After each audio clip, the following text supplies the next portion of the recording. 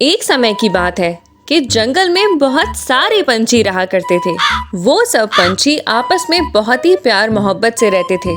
इसी जंगल में एक काला भूत रहता था। काले भूत के दो छोटे बच्चे थे। काला भूत सब पंछियों का बहुत ही अच्छा दोस्त भी था।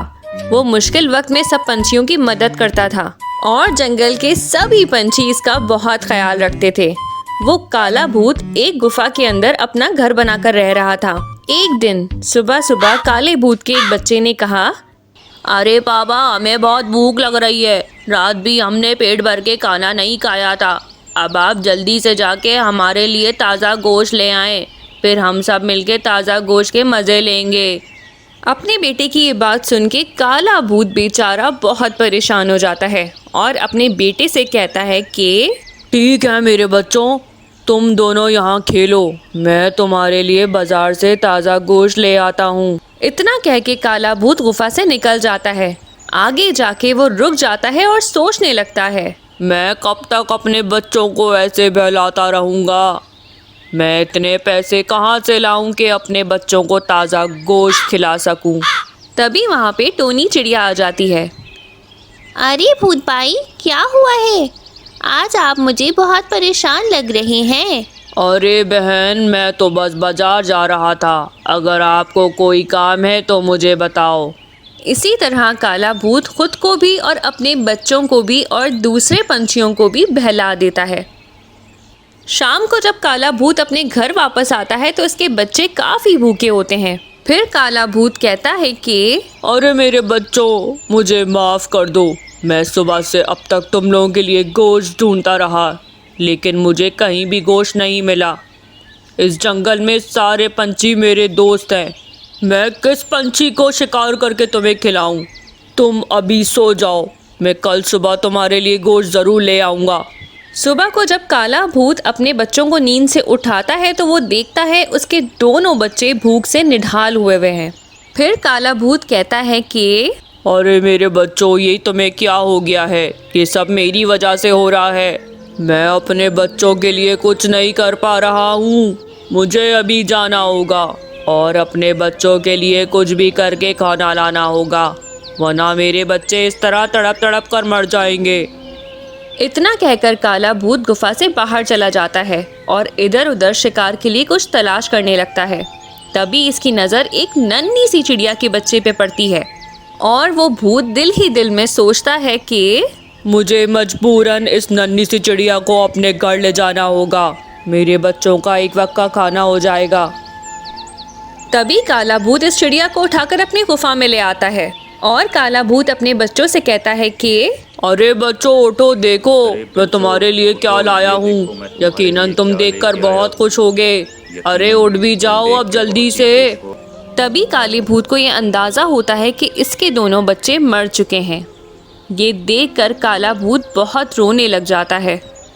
काला भूत रोते हुए कहता है कि मेरे प्यारे बच्चों, तुम मुझे ऐसे छोड़ के नहीं जा सकते। मैं तुम दोनों के बगैर कैसे रहूँगा। अब तो मैं तुम दोनों के लिए खाना भी ले आया था। इसी तरह काला भूत ज़ारो कतार रो रहा होता है। दूसरी तरफ नन्ही चिड़िया की माँ ने रो रो कर पूरे जंगल के पंछियों को इकट्ठा कर लिया था। नन्ही चिड़िया की माँ कहती है कि अरे कोई मुझे मेरी बच्ची को ढूंढ के दे दो। पता नहीं मेरी बच्ची कहाँ चली गई है। सभी पंछी इसे तसल्ली दे रहे थे। तभी काला भूत नन्ही चिड़िया को लेकर वहाँ आ जाता है। अपनी बेटी को देखकर चिड़िया बहुत खुश हो जाती है। चिड़िया कहती है कि अरे भूत भाई, आपको मेरी बेटी कहाँ से मिली? अरे आपका बहुत बहुत शुक्रिया। आप मेरी बेटी को ढूंढ के ले आए हो। मैं आपका एहसान कभी नहीं भूलूंगी भूत भाई। ये सब सुन के काला भूत कहता है कि अरे बहन, मुझे माफ कर दो, मुझसे बहुत बड़ी गलती हो गई है।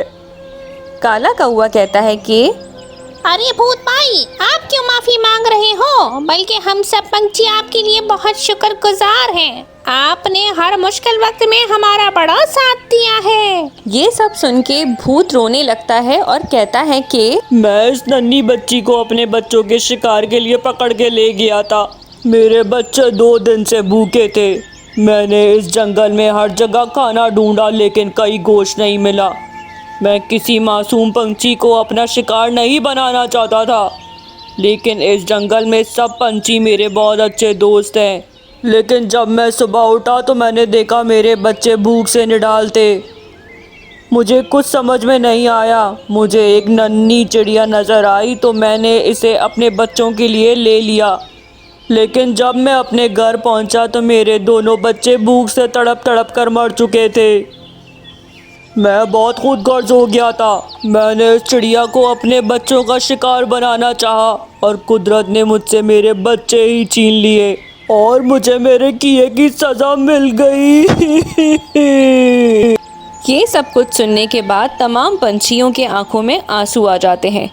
तभी नीलो चिड़िया कहती है कि अरे भूत भाई, आप हमारे पास आ जाते, हम आपकी कुछ मदद कर देते। नहीं नीलो चिड़िया, तुम पंछियों का दाना खाते हो और हमारे ग़िज़ा गोश्त है, इसलिए तुम पंछी मेरी कोई मदद नहीं कर सकते थे।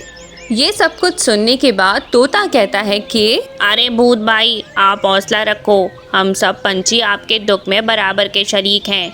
हम सब पंछी मिलके आइंदा आपको कुछ पैसे जमा करके दे देंगे। आप जाकर उन पैसों से अपने लिए ताज़ा गोश्त ले आना। ये सुनकर भूत कहता है कि अरे नहीं पंछियों, मैंने अब एक फ़ैसला किया है। मैं वापस भूतों की दुनिया में जा रहा हूँ। यहाँ भूख से मरने से बेहतर है मैं वहाँ जाकर बड़े भूत की ग़ुलामी कर लूँ। कम से कम 2 वक्त का खाना तो मिल जाएगा। मैं वहाँ जाकर तुम सब पंछियों को बहुत याद करूँगा। अब पंछियों, मैं चलता हूँ।